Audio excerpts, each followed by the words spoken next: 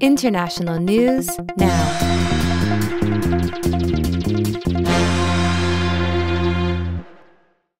Another story that we're going to update you on that we've been covering all semester involves North Korea and its nuclear program. And once again, North Korea successfully tested another missile. This time, North Korea tested a new type of missile that is bigger and more powerful than any the country had tested before. They gave it a new number, the Hwasong 15, as opposed to the 14. And experts suggest that this represents a substantial upgrade from the Hwasong 14 that was tested only a few months ago.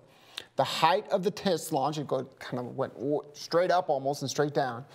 If it was flattened out, the trajectory could reach all of the continental United States.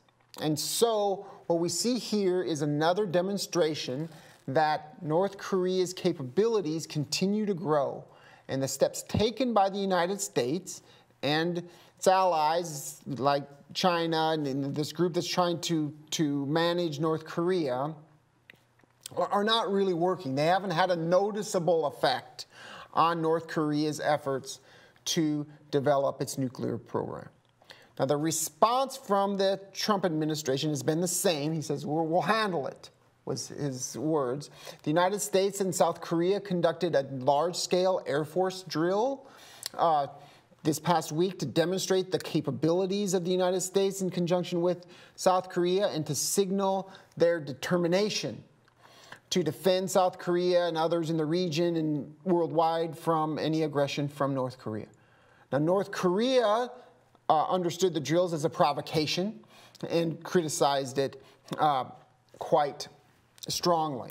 Now, in what could be considered a step up in the rhetoric, I would argue at least, is Senator Lindsey Graham suggested that the United States move dependence of American service members out of South Korea because of the threat of conflict. And I'm reminded here of MBS, right, in Saudi Arabia, saying that Saudi nationals should move out of Lebanon as sort of a signal that there might be some aggression toward Lebanon, as Saudi Arabia was intervening in that country. And so this idea that you need to move Americans out of the region could be perceived as a signal that the U.S. may be considering some sort of military intervention. It doesn't mean that, but it could be perceived as that. And so now I want to show a CNN clip of Lindsey Graham talking about the Trump administration's approach to the latest North Korean missile test. So let's roll that clip. How much closer does this latest intercontinental ballistic missile test bring North Korea to actually threatening the United States with a nuclear-tipped ICBM? Well, I'll let the intelligence community give you that answer, but I believe every test puts them closer. And the president has said, we'll take care of it. Not the United Nations, not China. We'll take care of it. And my hope is that North Korea will realize that he is serious about this. The president is not going to allow North Korea to have a nuclear weapon in their hands that can hit America with an ICBM that can make it to the United States. And if we have to go to war to stop this, we will. And if there's a war with North Korea, it'd be because North Korea brought it on itself. And we're headed toward a war if things don't change. But that could result in tens of thousands, if not hundreds of thousands, maybe millions of casualties. You've been there. You understand, even with conventional weaponry, what potentially is at stake along the demilitarized zone. Seoul, a city of, what, 10 or 15 or 20 million people, is only 30 miles away. Yeah, you're dead right. It's not lost upon me what a war would look like with North Korea. One, we would win it, but a lot of people would get hurt and killed.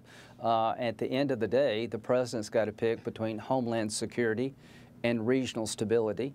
He's told China, Japan, and South Korea that he wants a diplomatic solution. We're not trying regime change. We're not trying to spread democracy to North Korea. We're not trying to unify the peninsula. We're just simply saying we're not going to allow this man in North Korea to have a missile to hit America with a nuclear weapon on top. And all the bad things you described are real, but the president is picking America over the region, and I hope the region will help us find a diplomatic solution. Okay. So clearly the Trump administration, we've got a spokesman here in Lindsey Graham, continues to insist that it will not allow North Korea to have a nuclear weapon capable of threatening the United States. Now, at the same time, North Korea has also insisted that it will never give up its nuclear program. So we continue to have the same stalemate that we had at the beginning of all of these tests.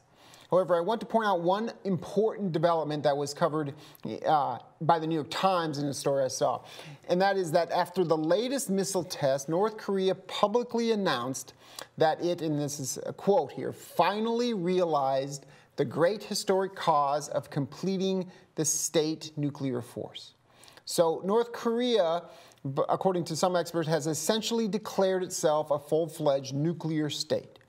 Now, this was met with some serious skepticism in the United States and in the West because it's still not clear that North Korea can actually deliver a warhead on the missiles that it's tested.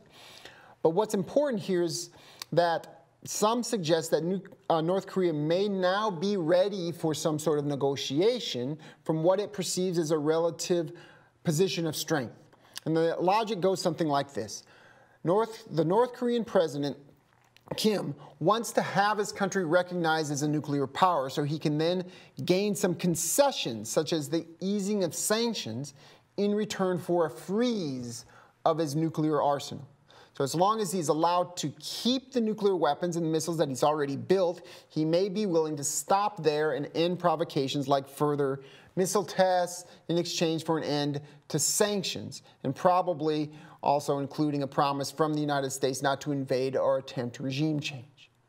Now, in order for such a negotiated settlement of this crisis to work, the United States would also need to shift its policy from one focused on ending North Korea's weapons program and dismantling its nuclear weapons to one based on deterrence to keep North Korea from using the nuclear weapons that it already has built to threaten its neighbors in the United States.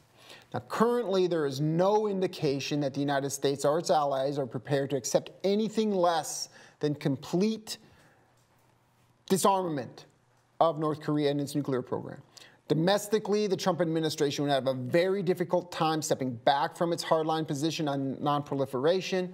There's also other ramifications. Such a move could spark a regional arms race among North Korea's neighbors because they finally decide that they need their own nuclear weapons as protection.